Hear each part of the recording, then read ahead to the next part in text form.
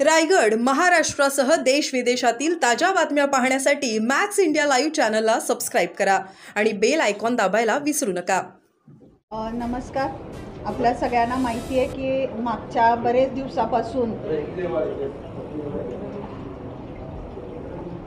दिवसापासून गोकुळची सर्वसाधारण सभा उद्या 9 तारखेला होणार आहे आणि त्या बाबतीत माझी भूमिका काय असणार आहे याच्याबद्दल सगळ्यांची उत्सुकता होती।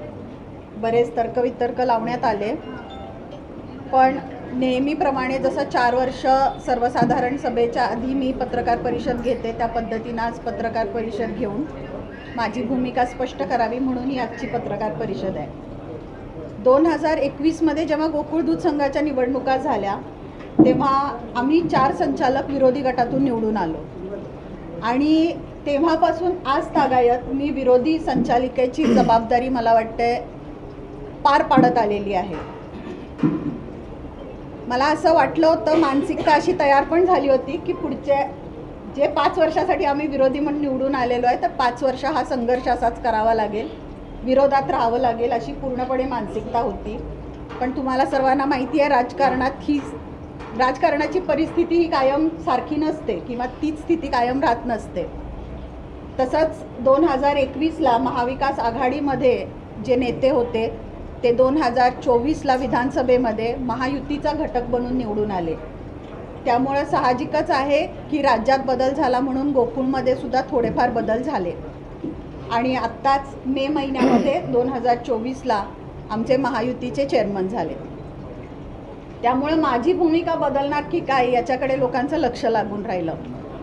पण नेहमीप्रमाणे सर्वसाधारण सभेच्या आधी गोकुळला आमच्या काही संस्था प्रश्न विचारत असतात, दूध उत्पादकांचे काही प्रश्न असतात, दूध संस्थेचे प्रश्न असतात। त्या पद्धतीनं आम्ही गोकुळला प्रश्न दिलेले आहेत। त्या संदर्भात त्यांच्याबरोबर माझी बैठकही झाली, त्यांनी बऱ्याच प्रश्नांची उत्तरं देण्याचा पण प्रयत्न केला आणि त्या प्रश्नांची फार काही समाधानकारक काही प्रश्नांची उत्तरं न मिळाल्यामुळं आज पत्रकार परिषदेमध्ये हा विषय मांडण्याची आज वेळ आली। कसं आहे ना की आमच्या विरोधकाच्या प्रमाणे आम्हाला दोन्ही दगडावरती हात ठेवून राजकीय फायदा घेता येत नाही। त्याच्यामुळं काय असेल ती आपली भूमिका स्पष्टपणे मांडावी या मताची मी आहे आणि म्हणून आज मी माझी भूमिका स्पष्टपणे इथं सगळ्यांच्या समोर मांडत आहे। चेअरमन पदावरती महायुतीचे अध्यक्ष असताना जर मी विरोधात राहिले तर तो युती धर्म मोडल्यासारखा होईल, म्हणून चेअरमनच्या विरोधात मी राहणार नाही। उद्याची सभा शांततेत पार पाडण्यासाठी आमचंही सहकार्य असेल चेअरमनला आणि उद्याची सभा शांततेत पार पडेल। आमचा जो काही प्रश्न आहे तो 23-24च्या आर्थिक वर्षाच्या कारभारावरती प्रश्न आहे। आमचे चेअरमन नवीन आहेत, मेमध्येच त्यांची निवड झालेली आहे, त्यामुळे मागच्या वर्षीच्या कारभाराचं खापर त्यांच्यावरती मी फोडणार नाही, त्यांना याला जबाबदार पकडणार नाही। पण हे आमचे मागच्या कारभारावरचे काही प्रश्न आहेत, त्याचं जोपर्यंत शंका निरसन होत नाही तोपर्यंत मला असं वाटतं की मी आत्ता इतक्यात उद्याचं भाकीत करणं चुकीचं होईल। पण तरीसुद्धा काही प्रश्न आहेत जसे की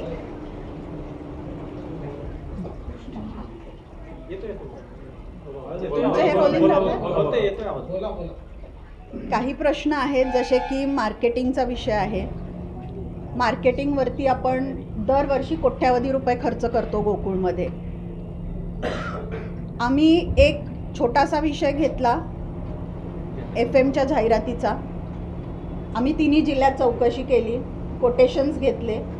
अगदी जितक्या वेळा गोकुळ जाहिरात देतं, जितक्या सेकंदाची जाहिरात देतं, जितक्या कालावधीसाठी देतं तेवढ्या कालावधीसाठी कुठलंही निगोशिएशन न करता आम्ही कोटेशन घेतलं।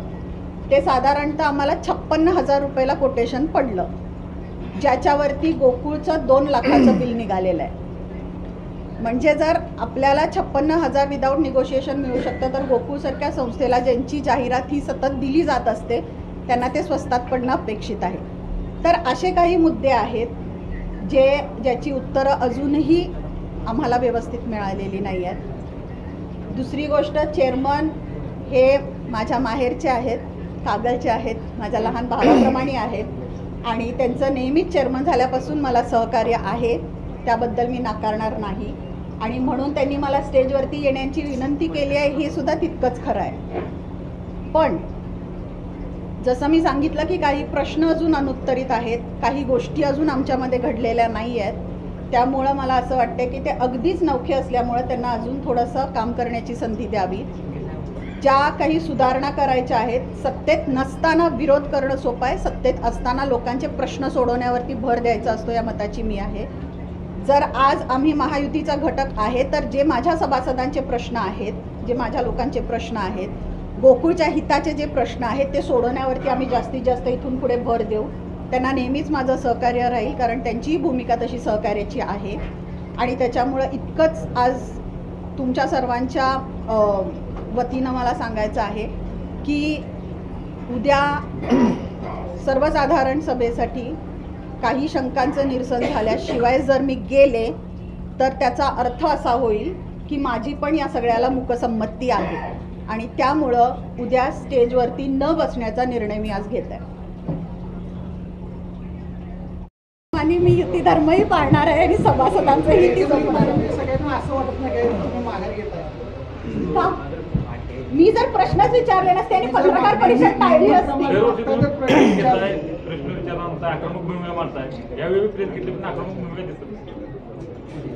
मी तेच म्हणते, आता मी प्रश्न सोडवण्यावरती भर देईन ना. आता जर ते त्यांची सहकार्याची भूमिका दिसतीये मला की तुम्ही या, प्रश्न मांडा, प्रश्न आपण सोडवू, हे जर सहकार्याने ते म्हणतात तर मी सहकार्याने प्रश्न सोडवण्यावरती जास्त भर देईन ना.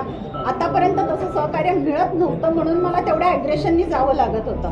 पण आता जर सहकार्य मिळत असेल तर मला असं वाटतं की आपण यावर्षी समांतर सभा होणार नाही एवढं नक्की. यावर्षी समांतर सभा होणार नाही एवढं नक्की. 2024 कालावधीत ज्या काही घडामोडी घडल्या, जे काही गैरप्रकार घडले, त्यामध्ये देखील महायुतीमधले एक पदाधिकारी असू शकतो, त्यावेळी तुमची भूमिका काय असणार? चुकीच्या कारभाराला माझा कायम विरोध राहील, मग त्याच्यात कोणीही असो. चुकीचा जर कारभारामध्ये ते कोणी महायुतीचे कोणी इन्व्हॉल्व असतील तर त्यांना माझा विरोधच राहील. मी आधीच सांगितलं होतं की चुकीच्या कारभारावर माझा विरोध आहे. माझा कधीही या 4 वर्षात कोणावरती वैयक्तिक विरोध नव्हता, ना कुठल्या चेअरमनवरती होता, ना आजही कुठल्या संचालकाच्या वरती वैयक्तिक विरोध आहे. माझा विरोध नेहमी चुकीच्या कारभारावरती, चुकीच्या निर्णयांवरती होता आणि काही सभासदांचे प्रश्न मुद्दामून लांबवले गेले या गेल्या 4 वर्षात. म्हणजे काय म्हणतात त्याला, योग्य कागदपत्र असून सुद्धा काही सभासद संस्था ह्या गोकुळला संलग्न करून घेतल्या गेल्या नाहीत. तर असे काही प्रकार घडले, त्यावेळेस आम्हाला सहकार्य मिळालं नाही म्हणून आम्हाला सभासदांच्या वतीनं भांडावं लागलं. पण आता समोरून जर ते सहकार्य द्यायला तयार असेल तर प्रश्न सोडवण्यावरती भर करू ना. प्रत्येक वेळेसच विरोध कशाला? आता सगळेच देतील अशी अपेक्षा आहे. किमान मी म्हणते ह्या 3 प्रश्नांची तरी उत्तरं देऊ देत. अहवालात महायुतीच्या नेत्याचा फोटो का नाही, तुमचा सभासद खर्च का वाढला आणि मार्केटिंगच्या बिलांमध्ये एवढी तफावत का दिसते. जर तुम्ही मला म्हटलात की असं काही आहे का, तर माझ्याकडे तशी बिलं पण आहेत आणि माझ्याकडे मी घेतलेले कोटेशन्स पण आहेत. त्याच्यामुळं आता ते काय दाखवायचं मला असं काही हे वाटत नाही. पण हे सगळे प्रश्न आहेत जे अनुत्तरित आहेत आणि त्यामुळे माझं या गोष्टीला समर्थन आहे. सगळ्यात महत्त्वाचा विषय 21 चे 25 संचालक करण्याला माझी सहमती नाही. उद्या जर तुम्ही मुद्दा रिटर्न नेण्याचा प्रयत्न केला सत्ताधाऱ्यांना, तुम्ही सत्ताधारी आहात, तर मग कशा प्रकारे मी माझा विरोध नोंदवणार. मी माझ्या मताशी ठाम आहे. सत्ताधारी असले तरी मी माझा विरोध नोंदवणार. म्हणून मी म्हणते की हे पुनर्विचारासाठी ठेवा. मला एकदा पटवून सांगा की हे गोकुळच्या कशा पद्धतीनं हिताचं आहे आणि मी त्याला हो देईल. मी मागच्या वेळेस पण हेच म्हटलेलं, माझा पूर्णपणे विरोध नाही, पण अजूनही माझ्या मनाचं समाधान झालेलं नाही त्यांच्या उत्तराने. तर जेव्हा होईल तेव्हा कदाचित मी त्याला होई म्हणेन. पण आत्ता सध्याला मला याच्यामधून गोकुळचा काहीही फायदा दिसत नाही. मॅडम, तुम्ही विचारलेल्या प्रश्नांची उत्तरं मिळत नाही. गोकुळमधल्या महायुतीला नेमकं चालवते कोण? सतेज पाटील चालवतात की हसन मुश्रीफ चालवतात? माझ्या गेल्या 4 वर्षाच्या कारभाराची त्यावेळेस उत्तरं मिळाली नाही. आत्ता माझे महायुतीचे चेअरमन, मी म्हटलं 2 महिने झालेत आत्ता पदावरती आले, तर ते देतील अशी अपेक्षा आहे. मागच्या 4 वर्षाचे पण शंकाचं निरसन करतील आणि आत्ताच्या 23-24च्या आर्थिक वर्षामध्ये जे काही आम्हाला ताळेबंदामध्ये असेल किंवा अहवालामधले जे काही प्रश्न आहेत त्याच्यासाठी सुद्धा ते उत्तर द्यायला मदत करतील. म्हणजे एक समजून घ्या तुम्ही की ॲग्रेसिव्ह केव्हा राहतो आपण, जेव्हा आपल्याला समोरून तेवढा प्रतिसाद येत नाही. पण आता जर त्यांची सहकार्याची भूमिका असेल तर आपण जास्तीत जास्त भांडण्यापेक्षा लोकांची जर कामं होत असतील गरिबांची तर ती करून घेतली पाहिजे, या मताची मी आहे. आताचं सहकार्य इलेक्शनमध्ये पण तसं राहणार. राजकीय परिस्थिती कधीच सारखी राहत नसते, पण राहील अशी अपेक्षा आहे. उद्या मी यायचे का नाही का आता तुम्ही आम्ही चर्चा झाली तेव्हा CM साहेबांनी फक्त एवढंच सांगितलं की आपल्याला महायुती म्हणून भविष्यात लढायचं आहे, महायुती धर्म पाळायचा आहे, त्यामुळे तुम्ही योग्य तो निर्णय घ्याल, मला तुमच्यावरती विश्वास आहे. आपले प्रश्न 23 ते 24 या काळातले आहेत. या कारभाराबाबत अनियमितता तुम्हाला दिसली, मात्र दुसरीकडं आपल्या पुत्राच्या कारकिर्दीमध्ये गोकुळची बदनामी होऊ नये. दुसरीकडे मुश्रीफ असं पण म्हणतात की गोकुळचा कारभार एकदम स्वच्छ आहे, पारदर्शक आहे. यामध्ये कुठंतरी एक भूमिका दुटप्पी मुश्रीफांची दिसते. मग यावर तुम्ही मुश्रीफांच्याकडे कसा न्याय मागाल? कारण 23 आणि 24च्या वर्षाच्या कारभारावर तुमचे प्रश्न आहेत, पण या प्रश्नावर उत्तर कसं देत आपल्याला? आता ते उत्तर ते देणार आहेत, मी कसं सांगू त्यांचं काय उत्तर असणार आहे? त्यांनी उत्तर देऊ देत, त्याच्यावरती मी प्रतिक्रिया देईन. भाऊ म्हणून तुम्ही एक पाय मागे आलेला आहात. हो, मी अजूनही म्हणते की नावेद मुश्रीफ जेव्हापासून चेअरमन झाले त्यांनी नेहमीच माझ्याशी सहकार्याची भूमिका दिलेली आहे. म्हणजे त्यांनी कधी असं कुठली गोष्ट टाळलेली नाही आहे. त्याच्यामुळं मला अजूनही आशावाद आहे की भविष्यात सुद्धा ते मिळून काही प्रश्न सोडवायचा माझ्याबरोबर प्रयत्न करतील. फक्त त्यांची भूमिका काय असेल किंवा त्यांनी अशी का भूमिका घेतली याचं उत्तर मी नाही देऊ शकत. मुश्रीफ साहेब अशी का भूमिका घेत आहेत किंवा आज सतेज पाटलांची काय भूमिका असणार आहे नक्की त्यांनी सुद्धा क्लिअर करावी ना. जर आज महायुतीची सत्ता आहे गोकुळमध्ये तर मग आज ते सत्तेच्या बाहेर आहेत असं आम्ही समजू की अजूनही त्यांना सत्तेतच राहायचं असं आम्ही समजू? नाही, महायुती हे तुम्ही म्हणताय, हसन मुश्रीफ मान्य करत नाही. पण मुश्रीफ साहेबांनीच तर म्हटलं तर महायुती आहे, महायुतीत खडा पडेल असं काही करू नका म्हणून त्यांचंच तर स्टेटमेंट आहे. कारण ज्यावेळी त्यांना वाईटसाठी आम्ही गेलो होतो त्यावेळी ते आघाडी म्हणतायत, महायुती युती म्हणत नाही. गोकुळचा अध्यक्ष फक्त महायुतीचा आहे. मग असं कसं होऊ शकेल? सरकारातली भूमिका वेगळी आणि आता तुम्ही म्हणताय की महायुती म्हणून ही हे बघा, महायुतीचा अध्यक्ष आहे पण सत्ता आघाडीची आहे, पण तरी सुद्धा महायुतीचा घटक म्हणून तुम्ही स्टेजवरती येऊन बसावं ही विनंती आहे. मग हे सगळं असं नाही होऊ शकत ना. तेव्हा आता जे तुम्ही महायुती सांगताय हीच महायुती आगामी निवडणुकीत राहणार आहे. हो, असं मी मुश्रीफ साहेबांच्या स्टेटमेंटमधनं ऐकलं ना की भविष्यात महायुती म्हणूनच आपल्याला सगळ्यांना लढायचं आहे, महायुतीत खडा पडेल असं काही वागू नका, अशी काही स्टेटमेंट देऊ नका. मीटिंगला कधी बोलवत पण नाही, कधी कोणाला बोलवलंय का तुम्हाला? मुश्रीफ साहेबांनी? हे महायुती झाल्यानंतर संचालकांच्या 4 बैठका झाल्या की नाही? हो, झालं, त्यांच्या होतच असतात. महायुतीच्या नेत्यांना बोलवलं का त्यांनी? आता पण तोच तर प्रश्न, अहवालात सुद्धा फोटो नाही आहे म्हणूनच मी विचारते ना. म्हणून तर मी तो पण मुद्दा घेतला की अहवालात महायुतीच्या एकाही नेत्याचा फोटो नाही आहे म्हणजे विद्यमान. तर त्यामुळं मला त्यांच्याबरोबर बसून या सगळ्याला मान्यता आहे हे असं दाखवून द्यायचं नाही आहे आणि म्हणून मी स्टेजवरती उद्याच्या सभेमध्ये दुर्गावतार दिसणार आहे. पण महायुती म्हणत आणि महाविकास आघाडी म्हणत तुम्ही सगळ्या सभासदांना गोंधळात टाकत नाही असं वाटतंय का?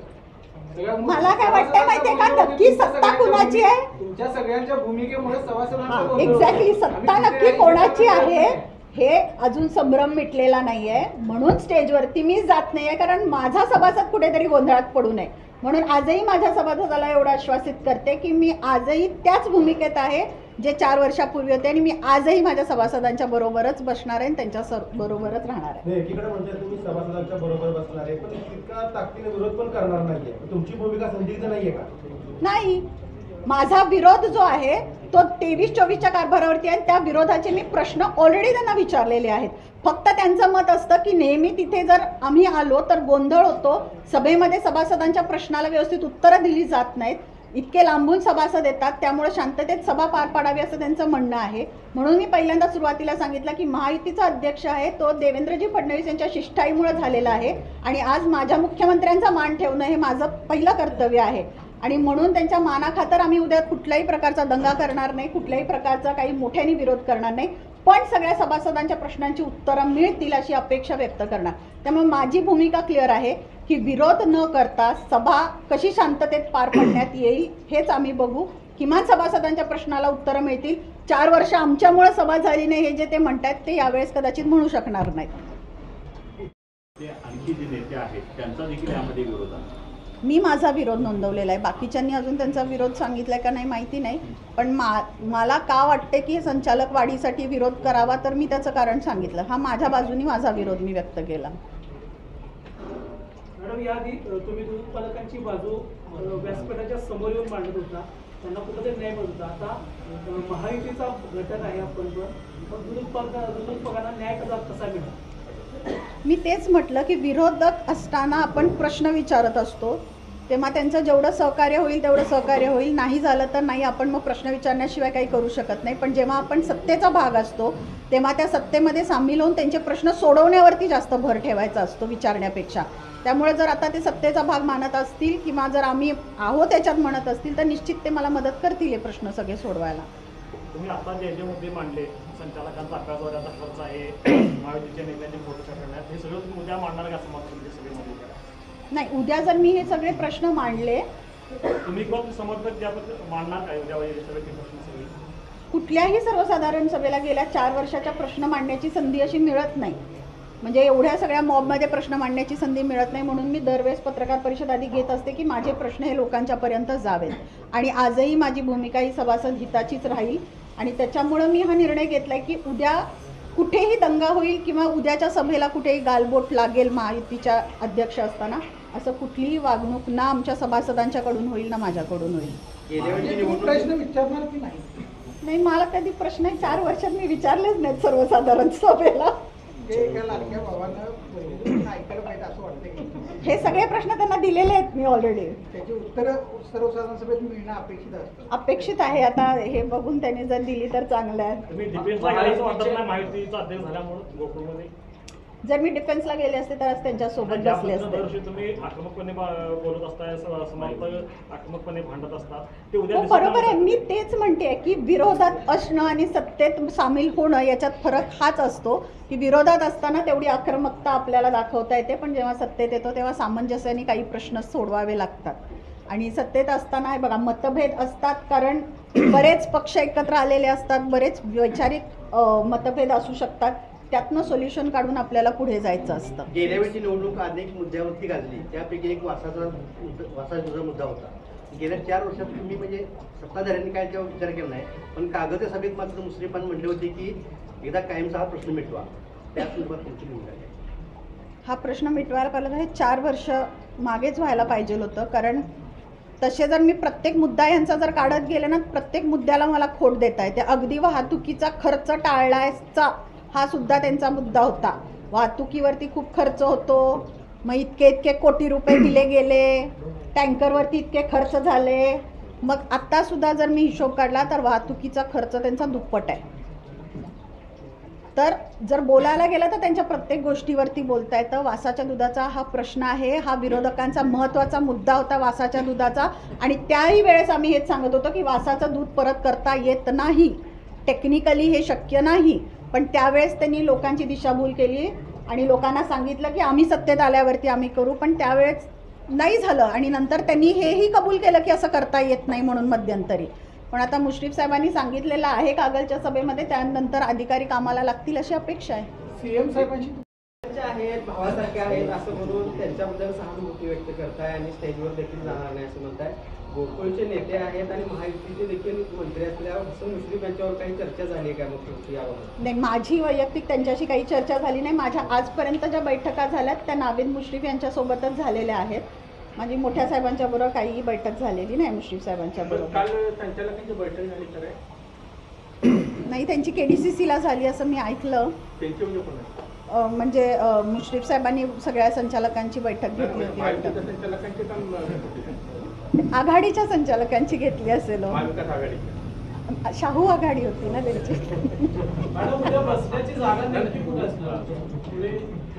मी स्टेजवरती जाणार नाही, तर मी त्यांना विनंती करते तुमच्या माध्यमातून की काहीतरी खाली मला माझ्या सभासदांच्या सोबत बसण्यासाठी जागा करावी, एक माईकची व्यवस्था करावी. आणि मी असं काल पेपरमधून वाचलं की त्यांनी सांगितले सगळ्या सभासदांची व्यवस्थित उत्तरं, प्रश्नांची उत्तरं देऊन सभा चांगली पार पाडावी. तर मला तशी अपेक्षा आहे की सगळ्या सभासदांची उत्तरं ते देतील म्हणून. नेहमीप्रमाणे शक्ती प्रदर्शन असणार का? शक्ती प्रदर्शन नाही, ते सभासद येतात माझ्यासोबत. आता यावेळेस कसं आहे की जेव्हा माझ्यासोबत सगळे लोक येतात तेव्हा येताना उगाच दंगा होतो आणि मग सभा डिस्टर्ब होते असं सांगितलं जातं. त्यामुळे यावेळेस आम्ही सभासदांना सुद्धा रिक्वेस्ट केलेली आहे की तुम्ही आधी जाऊन बसा. त्या पद्धतीनं सगळ्यांना पासेससुद्धा दिलेले आहेत आणि ते जाऊन बसतील आणि थोडेफार काही लोक असतील ते माझ्यासोबत येतील. सत्ताधाऱ्यांनी बोगस पास दिले अशा पद्धतीचा आरोप देखील काही दिवसांपूर्वी झाला. हो का? नाही, माझ्या तरी कानावर नाही आला. नाही, खरंच नाही आला म्हणजे माझ्या कानावर बोगस पास. आपण 23-24च्या कारभारावर नाराजी व्यक्त करत काही प्रश्नांची उत्तरं मिळायला पाहिजे असं म्हणताय. दुसरीकडे नावेद मुश्रीफ यांना काही वेळ दिला पाहिजे, ते अजून लवकर असं म्हणतात. या प्रश्नांची उत्तर तुम्हाला कुणाकडून अपेक्षित? आम्ही आत्ता नावेद मुश्रीफ साहेबांच्याकडनं अपेक्षित करतोय की त्यांनी याच्यावरती डिटेलमध्ये जाऊन चौकशी करतील, सुधारणा करतील आणि ते सगळं करण्यासाठी आमचं त्यांना सहकार्य असेल. संचालक मंडळात तुम्ही आहे 4 वर्ष, ही प्रश्नांची उत्तरं तुम्हाला 23-24 मध्ये मिळालीच नाहीत असं म्हणायचं का? आत्ता 23-24चा अहवाल आत्ता आला ना, ही अहवालावरची आहे. 24-25 नाही, 23-24चा अहवाल आहे आता. हे आर्थिक वर्षाची या वर्षीचे प्रश्न आहेत हे.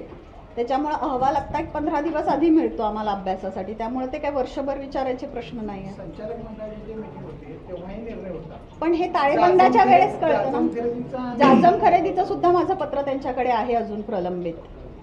तर त्याच्यामुळे त्याच्यावरती अजून काही चर्चा झालेली नाही आहे. पण त्यांच्या माहितीनुसार त्यांनी कोटेशन पद्धतीनं जाजम खरेदी केलं असं त्यांचं म्हणणं आहे. फक्त त्यांनी टेंडर काढलेलं नाही आहे त्या बाबतीचं आणि कुठेतरी ही अनियमितता दिसते. अजेंडावरती विषय नव्हता म्हणून तो माझ्या निदर्शनास आला नाही, म्हणून मी त्यांना पत्र दिलेलं आहे की जेव्हा याची चर्चा झाली तेव्हा हा कुठल्याही मीटिंगचा अजेंडावरती विषय नव्हता आणि त्याच्यामुळे ही खरेदी झालेली मला माहिती नाही आणि म्हणून मी ती माहिती त्यांच्याकडनं मागवलेली आहे. संचालक वाढीला ह्या 2 गोष्टी झाल्या टेक्निकल गोष्टी, गोकुळच्या गोष्टी, सभासद हिताच्या गोष्टी. तिसरी गोष्ट आहे म्हणजे जेव्हा असं झालं की मी आता एक महायुतीचा घटक आहे प्लस मला गोकुळची संचालिका म्हणून माझ्या सभासदांचे अनुत्तरित प्रश्न आहेत म्हणून मला विरोधात बसावं लागेल का काय म्हणून या संभ्रमात असताना मी आमचे नेते आदरणीय देवेंद्रजी फडणवीस, माझे श्रद्धास्थान आदरणीय महादेवरावजी महाडिक साहेब, आमदार अमल महाडिक साहेब, खासदार धनंजय महाडिक साहेब या सगळ्यांशी चर्चा केली आणि आम्ही अशा निर्णयावरती पोचलो. कार्यकर्त्यांशी, माझ्या प्रमुख गटाच्या कार्यकर्त्यांशी चर्चा झाली, त्यांची मतं आम्ही विचारात घेतली आणि आता कार्यकर्त्यांची भावना तुम्ही समजून घ्या. पहिल्या 2 गोष्टींमध्ये मी तुम्हाला गोकुळच्या हिताच्या गोष्टी सांगितल्या. कार्यकर्त्यांची भावना अशी होती की तुम्ही म्हणताय महायुती म्हणून, पण आज महायुती जर म्हणत असाल, महायुतीची सत्ता आलेली आहे, महायुतीचा चेअरमन आज गोकुळवर आहे अशी जर तुमची भूमिका असेल तर या सालाच्या अहवालामध्ये महायुतीच्या एकाही नेत्याचा फोटो छापलेला नाही. विद्यमान खासदारांचा नाही, विद्यमान आमदारांचा नाही. आणि जर तुम्ही महायुती म्हणताय तर सुरुवात इथूनच करा अशी कार्यकर्त्यांची भावना. त्यामुळे ह्या सगळ्यांचा मेळ घालण्यासाठी आम्ही असा विचार केला की उद्या महायुतीचे चेअरमन आहेत म्हणून त्यांना विरोध नाही, पण कारभार हा 23-24चा आहे, त्याच्यावरती आजही प्रश्न आहेत आणि त्या प्रश्नांची जोपर्यंत उत्तरं मिळत नाही तोपर्यंत त्याला समर्थन नाही आणि म्हणून स्टेजवरती न जाण्याचा मी निर्णय घेतला. आणि तुम्हाला माहिती आहे यापूर्वीही मी याच्यासाठी विरोध केलेला आहे. विरोध म्हणजे याच्यासाठी माझा पूर्णपणे विरोध नाही, पण मी त्यावेळेसही सांगितलेलं की याच्यामधून गोकुळचं हित काय साध्य होणार आहे ते सांगा. पण तशी डिटेलमध्ये चर्चा झाली नाही त्यांच्याशी. त्यांनी मला सांगितलं की प्रत्येक तालुक्याला प्रतिनिधित्व द्यायचं आहे म्हणून आम्ही हा निर्णय घेत आहोत. पण माझं आजही म्हणणं असं आहे की उद्याचं 21 लोकांचं पॅनल करत असताना हवं तर 12 तालुक्यांना 12 प्रतिनिधी द्या आणि उरलेले 9 प्रतिनिधी मग जिथं जास्त संख्या असेल, सभासद संख्या, तिथे आपण जादाचे देऊ शकतो. म्हणजे 21च्या पॅनलमध्ये सुद्धा 12 तालुक्यांना व्यवस्थित प्रतिनिधित्व देऊन मांडणी होऊ शकते. कारण काय झालेलं 2021ला जेव्हा निवडणुका झाल्या होत्या तेव्हा आमच्याच विरोधी आघाडीच्या नेत्यांनी प्रचार केला होता की संचालकांवर भरपूर खर्च केला जातो आणि बोजा गोकुळवरती पडतो, हा त्यांच्या प्रचाराचा एक मुद्दा होता. पण तुम्हाला आजही सांगते, गोकुळच्या संचालकांच्या मीटिंगसाठी त्यावेळेस 3 लाखाची तरतूद केली जायची. त्यातले 2 लाख रुपये खर्चावरती पडत होते, 1 लाख रुपये राहत होते. तुम्हाला हे जास्त माहिती असेल. पण आज जर गोकुळच्या संचालकांचा खर्च बघितला तर तो 13 लाखांवरती गेलेला आहे. 3 लाखाचा 13 लाख झालेला आहे. आणि मग तुमचा इतर खर्च जो असतो, तुमचा अभ्यास दौरा वगैरे जो काही इतर खर्च असतो, बाहेरच्या मीटिंग्स वगैरे, त्याच्यासाठी आपण 30 लाखाची तरतूद पूर्वी करत होतो, त्यातले 20 लाख खर्च होत होते. यावेळेस तो खर्च जवळपास 56 ते 58 लाखावर गेलेला आहे. आणि त्याच्यामुळं अजून सभासद संख्या वाढवून गोकुळवरती कृपया याचा बोजा टाकू नये, या मताची आजही मी आहे आणि या मताशी मी आजही ठाम आहे. त्यामुळं माझी ही विनंती राहील की उद्या हा जो विषय अजेंडावरती घेतलेला आहे तो विनाकारण न रेटता हा पुनर्विचारासाठी ठेवण्यात यावा. संचालक वाढीचा पण सगळे प्रश्न मी विचारणार अशा भूमिकेत आपण आहात. हो बरोबर. हो, म्हणजे एकंदरीत तुम्ही सभासदांच्या विरोधात दरवर्षी असते तसं असणार 100%. सगळे प्रश्न विचारणार. म्हणजे मी युती धर्मही पाळणार आणि सभासद हितासाठी युती धर्म पाळणार, म्हणजे कुठेही गालबोट लागू देणार नाही आणि सभासद हितासाठी मी प्रश्न पण विचारणार. मुश्रीफ साहेब महायुतीचे नाहीत. नाही तसं नाही. बापू या इकडे. नाही पुढे घ्या, त्यांना पुढे घ्या. बापू इकडे इकडे. रवीश एक चेअर करते की उद्याची सभा ही कुठंही आपल्यामुळं गालबोट लागेल असं कुठलंही वर्तन होऊ नये, कुठली घोषणाबाजी होऊ नये, शांततेत ही सभा पार पाडावी अशी आपल्या सर्वांना आवाहन करते. महायुतीचा धर्म पाळायचा आहे, तसेच सभासदांचे हित पाळायचे आहे आणि आपल्याला व्यवस्थितपणे ही सभा पार पाडायची आहे. त्यामुळे आपण सगळेजण उद्या भेटूया.